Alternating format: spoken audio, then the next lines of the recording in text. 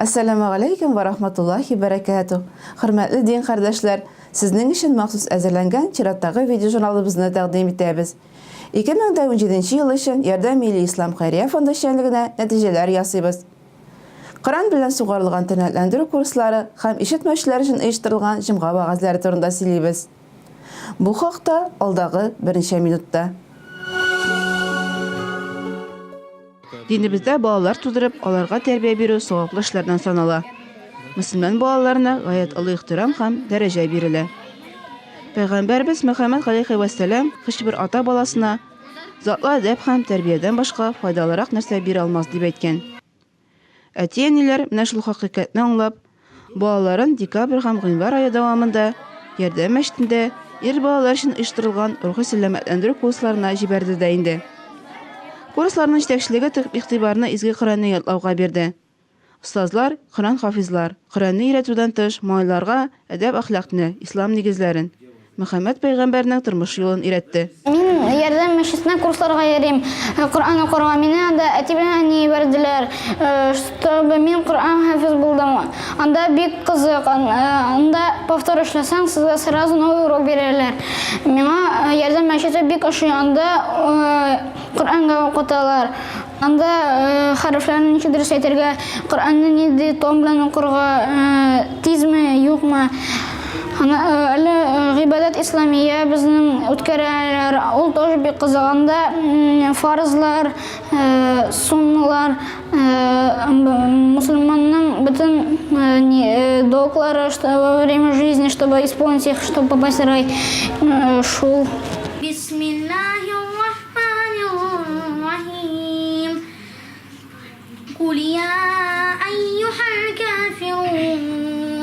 Мөселман балалар өчен мондый рухи сәламәтләндерү курсларының уңай нәтиҗәсен әле без еллар узгач күрәбез. Һәм бу балалар һәм аларның ата-аналары өчен тагын бер кат сөйләрбез. Күңелләре белән яктылыкка омтылучы, безгә таныш булмаган дөньяда яшәүче, олы яшьтәге дин кардәшләребез дә Коръән укырга, аның хикмәтенә төшенергә омтыла. 2018 елда беренче тапкыр узган курсларга Ульяновск, Свердловск, Саратов, Новосибирск өлкәләреннән, Пермь крае, Башкортстан, Удмуртия, Мария республикаларыннан, Мәскәү, Дагыстан, Чечнядан һәм Татарстанның шәһәр һәм районнарыннан 60лап кеше килде. Бер ай дәвамында күрмәүчеләр һәм начар күрүчеләр изге Коръәнне Луи Брайль система буенча укырга өйрәнәчәк. Әлеге курсларга күрмәүчеләр һәм начар күрүчеләр бәйрәмгә килгән кебек килә. Кайберләре хәтта монда идәгедән дә яхшырак дип җибәрә. Чөнки күбесенең гаиләсе юк, ялгызлар. Көннәре 4 стена арасында караңгылыкта уза. Шуңа күрә дә чираттагы төркемне туплаганда курсларның җитәкчесе Мәликә ханым Гыйльметдинова һәм аның ярдәмчеләренең телефоннары тынып тормавына аптырыйсы да юк. Бер килгәннән гел киләсе килә. Кемдә Брайль буенча Коръән укуын шомартырга теләсә, икенчеләре исә үзе кебекләр белән аралашырга, дуслашырга дип килә. Ярдәмдәге курсларны көтеп алам. Чтобы больше суралар белергә, намазны әйбәтрәк уранырга. Меня монда рәхәт, просто время как-то быстро проходит. Не чувствуешь себя как-то вроде вакыт та үтә, как-то иде белмәйсең нәмәки эшләргә кушакта. Бер үзеңнән күп булмай, кешеләрдә булгач сөйләшәсең сөтки. Минем максат уку язу өйрәнеп Брайль буенча. Һәм намаз өйрәнергә. Ислам диненә ныклап. Нинди уңышларыгыз бар? Уңышларга шөкер, Брайль буенча хәрефләр өйрәнә башладык менә хәзер. Хәрефләр. Язу буенча гына. Уку еще хәзергә юк. Һәм намазга йөри башладым. Хәрәкәтләр өйрәнә башладым. Хәрәкәтләр бер азанны өйрәндем, һәм бер сураны өйрәндем. Брайль язырга өйрәнергә авырмы район?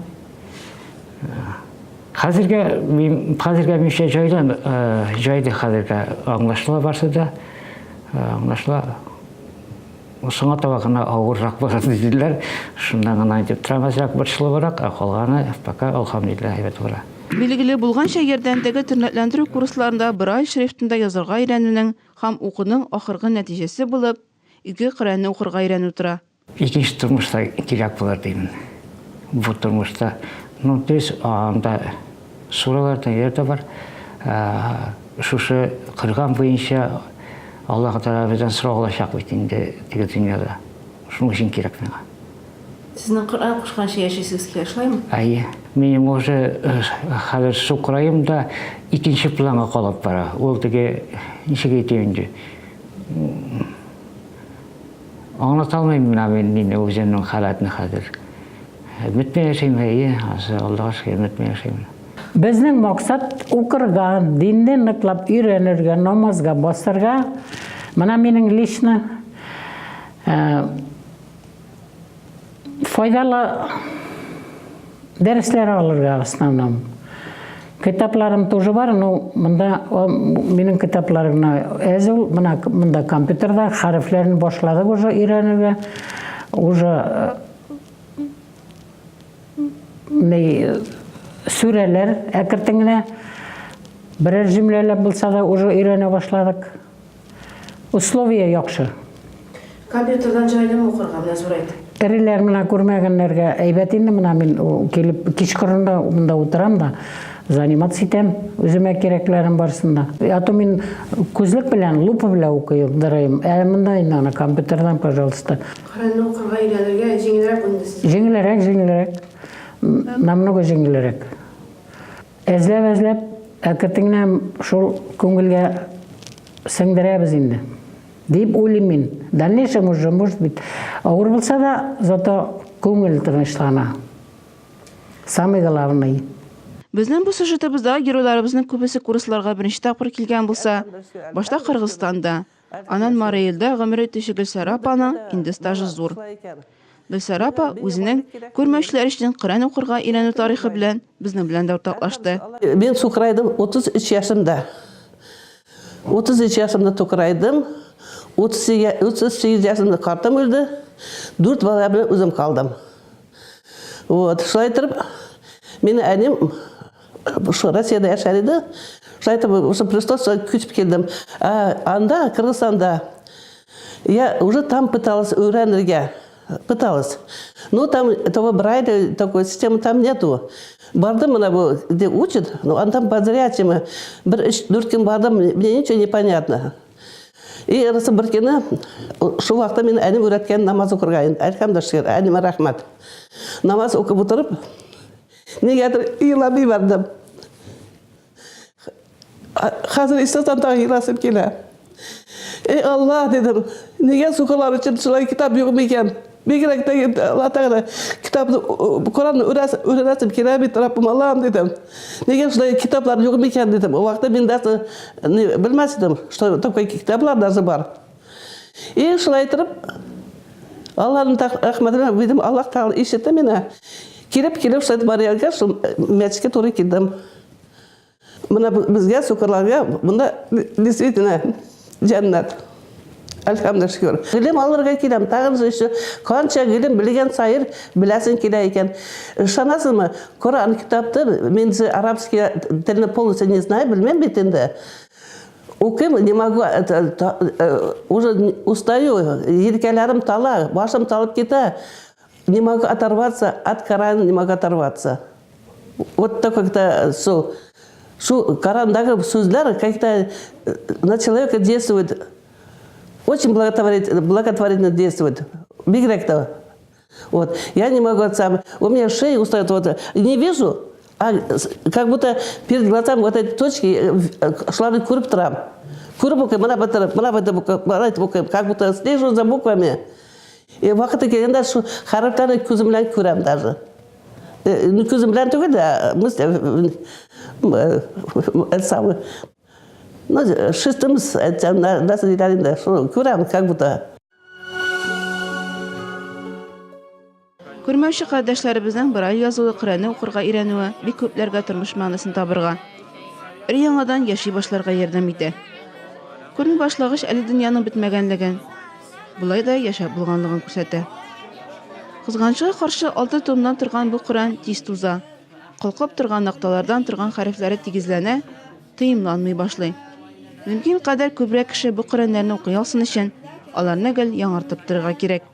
Менә шул максатны күз алдында тотып, декабрь ае ахырында күрмәүчегә Коръән бүләк итеп, аны шатландыр дигән шигар белән хәйрия акциясе игълан ителде дә инде.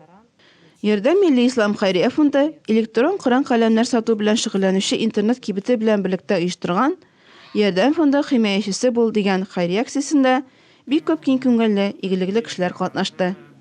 Аллаһ Тәгаләнең рәхмәте яусын аларга.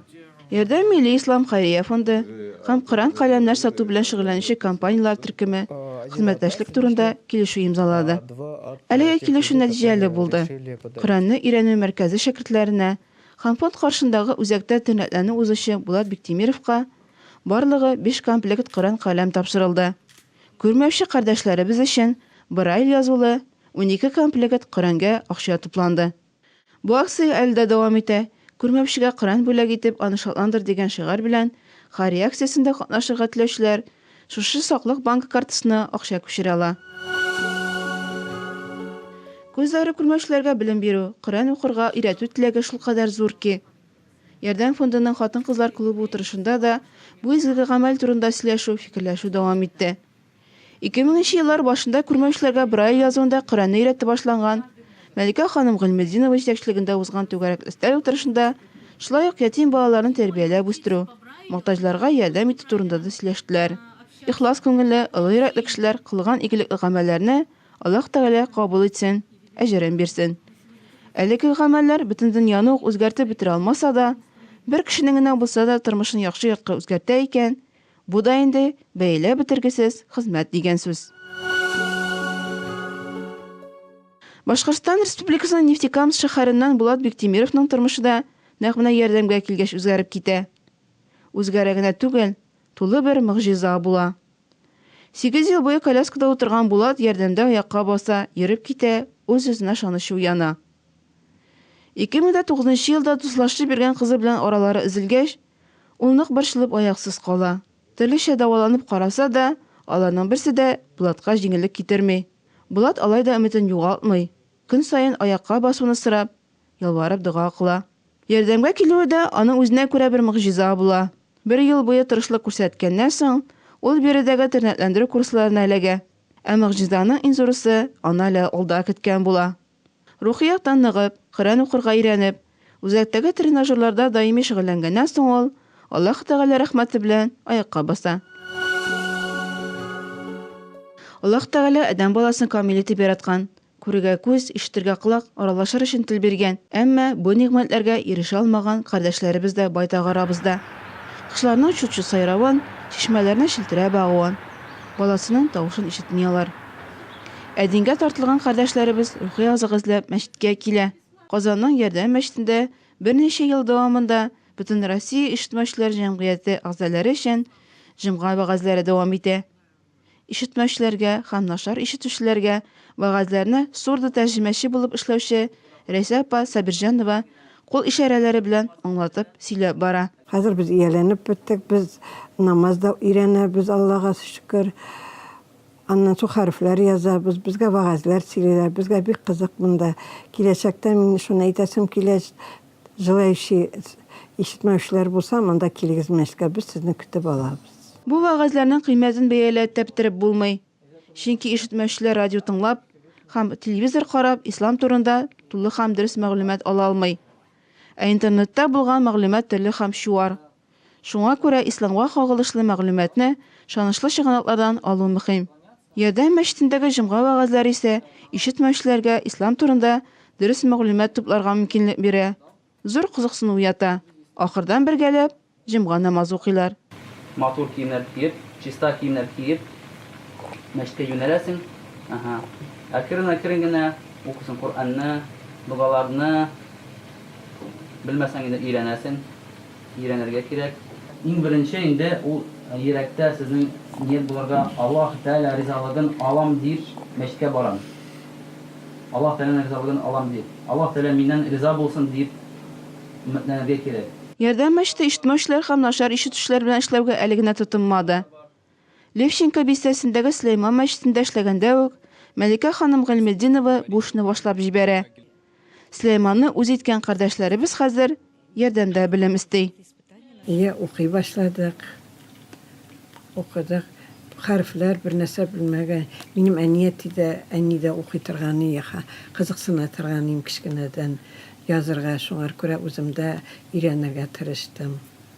Да башта да калды әни сөйләгән сүзләре Аллаһ Тәгаләне искә алуы. Монда әйбәт без переводчик түгел, переводчик белән бергә тоже вәгазьләр бик ошый безгә, бик яратып тыңлыйбыз вәгазьләрне. Да без совсем ишетмибез, сөйләшмибез. Шуңа күрә переводчик белән бик иншалла өйрәнәбез. Шунсы кызыклы да, гыйбрәтле дә. Татарстанда, гомумән бөтен Россиядә ишетмәүчеләргә җомга вәгазьләре оештыру турында әле ишетелгәне юк. Әмма Һиндстанда Әр-Рахма мәчетендә ишетү белән проблемалары булган мөселманнар өчен вәгазьләр һәм лекцияләр ишарәләр теле белән уздырыла башлаган. Малайзияның көньяк чыгышында урнашкан мәчет тә бу үрнәктә эшли. Төркиядә җомга намазлары телевидение аша ишарәләр белән аңлатып барыла икән. Ярдәмдә һәр җомгада вәгазьләр даими була. Мәчет ишекләре һәркемгә ачык. Гыйнвар аенда Ярдәм Милли Ислам Хәйрия фонды попечительләр советының яңа 2018 елдагы беренче утырышы аеруча бер җылылык белән узып китте. Ул бу елы күрмәүчеләр һәм начар күрүчеләр өчен оештырылган курслар чорына туры килде. Фондның попечительләр советы рәисе Айрат Гыймадетдинов узган елга нәтиҗә ясап, фондның эшчәнлеге яңа дәрәҗәгә чыгуын, җаваплылыгы артуын, үсеш кичерүен билгеләп үтте. Булар барысы да фонд җитәкчелегенең куәтле эшләве, хезмәткәрләрнең һәм химаячеләрнең уртак эшкә өлеш кертү аркасында булуын әйтте. Фонд советы рәисе Илдар хәзрәт Баязитов билгеләп үткәнчә, хәзерге вакытта җәмгыятьтә кешеләр турында кайгырту җитеп бетми. Әмма акрынлап булса да инвалидларга караш үзгәрә. Кешеләр үзләре янында ярдәмгә мохтаҗларның барлыгын аңларга тиеш ди хәзрәт. Динебезнең асылында да кешеләргә хезмәт итү, игелек кылу ята бит. Безнең фонд белән эшләүчеләр мохтаҗларга ярдәм итүнең бәрәкәт китерүен яхшы аңлый ди Илдар хәзрәт Баязитов. Попечительләр үз чиратында ярдәм фонды эшчәнлегендә катнашып, һәм көчле рухлы кешеләр, күрмәүчеләр, коляскада йөрүчеләр һәм ишетмәүчеләр белән аралашып, үзләренең дә көчлерәк булуын һәм дөньяга карашлары үзгәрүен әйтте. Ярдәмдәге курсларга килергә атлыгып торучы күрмәүче һәм начар күрүче шәкертләр күңелләре тулып, фонд һәм аның химаячеләрен караңгы патшалыктагы нурлар дип атады. Сез безнең караңгы тормышыбызны яктыртасыз. Ул тагын да гүзәлрәк булсын өчен тырышасыз диялар. 2017 ел Ярдәм Хәйрия фонды өчен юбилей елы булды. Милли Ислам Хәйрия фонды рәсми рәвештә теркәлүенең 10 еллыгын билгеләп үтте.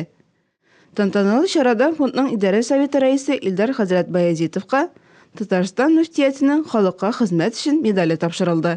Фонд җитәкчелегенең коллективның хезмәте югары бәяләнде. Юбилей тантанасында фондның 10 еллык эшчәнлегенә нәтиҗә ясалды. 2007 елдан алып 2017 елга кадәр мохтаҗларга ярдәм күрсәтүгә 220 миллион сумнан артык акча тотылган. Шунысын да билгеләп үтәргә кирәк. Ярдәм фондының барлык социаль проектлары да мохтаҗлар проблемаларына битараф булмаган кешеләр ярдәмендә тормышка ашырыла. Хакимият һәм дәүләт фондның эшен хуплый, ә финанс чыгымнарын киң күңелле кешеләр үз өстенә ала. 2017 елда Ярдәм фондының дәвалау, укыту, тернәкләндерү үзәге базасында күзләре күрмәүчеләр өчен 4 тапкыр 1 айлык курслар, бер-беребезгә ярдәм итик проекты буенча 3 тапкыр 2 атналык курслар, ишетмәүчеләр өчен 2 тапкыр 10 көнлек курслар уздырылды. Ярдәм фондының тернәкләндерү үзәгенә курсларга килүчеләр дә төрле була башлады. Ишетмәүчеләр, күрмәүчеләр, коляскада һәм култык таяклары белән йөрүчеләр, ДЦП диагнозлы кешеләрдән тыш, бер-беребезгә ярдәм итик проекты буенча курсларга беренче тапкыр Даун синдромлылар һәм аутистлар килде. Гадәттәгечә тернәкләнү узышларының яшәү, туклану, юл чыгымнарын, дәвалау, укыту, тернәкләндерү курслары программасын фонд олы йөрәкле химаячеләр үз өстенә алды. Алар Ярдәм Хәйрия фонды социаль программаларын тормышка ашырырга ярдәм итә. Аллаһ Тәгалә алардан разый булсын. 2017 ел җәзаларны үтәү буенча федераль хезмәтнең Татарстандагы идарәсе белән элемтәләрне ныгыту елы булды. Ярдәм фонды һәр колонияга беркетелгән, махсус әзерләнгән имамнарга хезмәт хакы түләй. Узган елда Ярдәм үзәгендә җәзаларны үтәү буенча федераль хезмәтнең Татарстандагы идарәсе каршында эшләп килүче Иҗтимагый советның күчмә утырышы узды. Анда республика иҗтимагый күзәтү комиссияләре әгъзалары чакырылды иде. Рамазан аенда колониялардагы мөселманнарга ураза тоту өчен шартлар тудырылды. Ярдәм фонды тернәкләндерү һәм адаптация үзәге автоном оешмасы һәм Төрекләрнең Кызыл Ярымай оешмасы филиалы тырышлыгы белән һәр төзәтү учреждениесе корбан ите белән тәэмин ителде. Динди милләт кешесе булуга һәм кайсы динне тотуына карамастан, алар корбан итеннән авыз ите алды. 2017 елда фонд эшчәнлегенә Планета, одежда, обувь, кибетләр шелтәре зур өлеш кертте. Алар күпсанлы хәйрия эшләр уздыру һәм тернәкләрне үзәгенә курсларга килүчеләргә кием салым алу өчен сертификатлар бирү өстенә Ярдәм фондының социаль проектларын финанслауда катнашты. 2017 елда Ярдәм мәчетендә дистәләгән хәйрия эше уздырылды. Анда төрле кешеләр чакырылып, аларга матди ярдәм күрсәтелде. Хәйрия акцияләре халыкның төрле катламнарын кылычлап, меңләгән кешегә барып җитте. Ярдәм белән берлектә игелекле эшләрдә катнашкан һәр кемгә Аллаһ Тәгалә үзенең рәхмәтен җиткерсен. Узган еллардагы кебек ярдәмдәге ифтарлар 2017 елда да бик күп халыкны җыйды. Ярдәм мәчете ишек алдындагы 2 чатырда 1200 кешегә төрледән-төрле ашлар, тәм-томнар, яшелчә, җиләк-җимешләрдән торган мул өстәлләр әзерләнде. Ифтарларга килгән кунаклар арасында төрле дин һәм милләт вәкилләре булган кебек, авыз ачу мәҗлесләрен оештыручылар да төрле иде. Ай дәвамында казанлыларны һәм Татарстан башкаласы кунакларын ифтар ашлары белән сыйлаучы генәчләр арасында Татарстан, Россия һәм башка илләрнең дини лидерлары, сәясәтчеләре, эшкуарлары, мәдәният һәм фән эшлеклеләре, иҗтимагый оешмалар вәкилләре бар иде. Ярдәмдә шулай ук шәһәрләр эчендә мул табыннар әзерләнде. Рамазан айы буена Ярдәм мәчете чатырларында 36 меңләп кеше, ятимнәр, аз керемле, күп балалы гаиләләр, ярдәмгә мохтаҗлар, мәчеткә йөрүчеләр авыз ачты. Ярдәмдәге 1200 кешегә исәпләнгән ифтарларны Бизнес онлайн популяр интернет газетасында искә алып үтте. Ул фондның күпсанлы хәйрия проектларында аерып күрсәтте. Әлеге басма фикере буенча Ярдәм хәйрия фондының попечительләр советы рәисе Айрат Гыймадетдинов бизнес җәмәгатьчелек вәкилләренең беренче ундыгына керде. 2017 ел шулай ук фонд җитәкчеләре Илдар хәзрәт Баязитовка, Илһам Исмәгыйлевкә һәм Мәликә Гыйльметдиновага төрле ведомстволар тарафыннан тапшырылган бүләкләр, шулай ук рәхмәт хатлары белән истә калыр. Ярдәм фонды советы рәисе, Ярдәм мәчете имам хатибы Илдар хәзрәт Баязитов актив иҗтимагый һәм хәйрия эшчәнлеге өчен Татарстанның фидакарь хезмәт өчен медале белән бүләкләнде. Әлеге бүләкне хәзрәткә Татарстан президенты Рөстәм Миңнеханов тапшырды. Шул ук көнне Илдар хәзрәт Баязитовка ел хәйриячесе дип аталган бәйге дипломы тапшырылды. Ярдәм милли ислам хәйрия фонды эшчәнлеге менә шулай югары бәяләп үтелде. Ярдәм милли ислам хәйрия фонды елында Казан мэре ярдәме белән физик мөмкинлекләре чикләнгән мөселманнарның хаҗын оештырып килә. Моңарчы изге җирләргә күрмәүче һәм начар күрүче мөселманнар гына бару бәхетенә ирешсә, быел исә фонд ишетү белән проблемалары булган һәм коляскаларда йөрүчеләргә дә исламны фарыз гамәле хаҗ гыйбадәтен үтәргә ярдәм итте. Аларны фондның дәвалау, укыту, тернәкләндерү үзәге директоры Мәликә ханым Гыйльметдинова зата барды. Ингушетиядә беренче тапкыр күрмәүче хатын-кызлар арасында йөрәкләрне яктыртучы дип аталган изге Коръән бәйгесе узды. Анда Мәликә ханым Гыйльметдинованың укучысы Мәдинә Миркамилова беренче урын яулады. Ярдәм мәчете Казанның иң яхшы гыйбадәт йортлары бәйгесендә үрнәк мәчетләрнең берсе дип табылды. Казанда көздән бирле Ярдәм хәйрия фонды Игелекле Казан проекты белән берлектә йортсыз-җирсезләрне, ашауга акчасы булмаганнарны җылы аш белән шатландыра.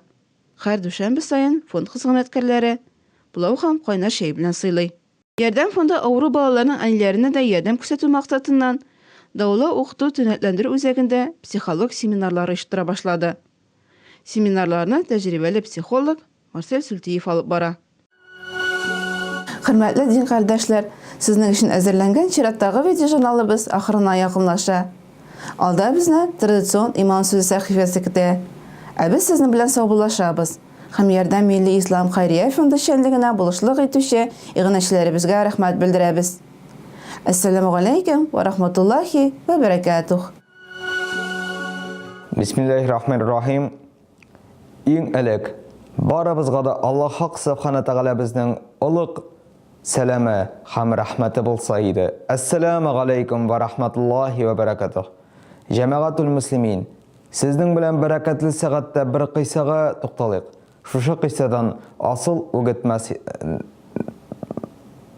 нәсихәтне табырбыз. Можно заново написать? Да, конечно, конечно. Бисмиллахир-рахманир-рахим. Җәмәгатул муслимин, һәммә безгә дә Аллаһ Хак Субхана Тагала безнең күркәм улуг сәламе булса иде. Ассаламу алейкум ва рахматуллахи ва баракатух. Җәмәгать, сезнең белән тукталыйк әле бер кыйссага, шушы кыйссадан бер асыл үгет нәсихәтне табырбыз. Көннәрдән бер көнне бер ана баласын сәфәргә затады. Заткан вакытта әйтә икән: "Кызым, Аллаһ белән йөр. Аллаһ исеме белән йөр." Дигәч, кызы шаярып әнисенә әйтә ди: "Әй әни, салон тулы кеше була. Аллаһка анда урын юк. Әнә багажникта аның урыны" дигән. Ә нәтиҗәсе нәрсә була? Бу кыз утырган машина юл һәлакәтенә очрый. Һәм бөтен салондагы кеше һәлак булган. Ә багажникны ачып караганнар җәмәгать, багажникта бөтен куйган әйберләре сакланып калган, хәтта алып барган тулы йомыркаларына кадәр дә ватылмаган. Шуннан үгет нәсихәт түгелме җәмәгать безгә? Аллаһ исеме белән шаяртмаска, аның берлеген, барлыгын танырга, һәм инде үзебез гел Аллаһ Хак Субхана Тагала исеме белән гамәлебезне башлап, гамәлебезне төгәлләргә, инде үзебез хакыйкатьне төшенүне балаларыбызга да хак рәвештә өйрәтеп, шул сәбәпле Аллаһ Субхана Тагала рәхмәтенә ия булуыбыз түгелме? Шулай икән һәммәбезгә дә дөньяның да, ахиратның да иң олуг бәхетләренә ия булырлык гамәлләрдә булырга Аллаһ Субхана Тагала үзе насыйп итсен. Ассаламу алейкум ва рахматуллахи ва баракатух.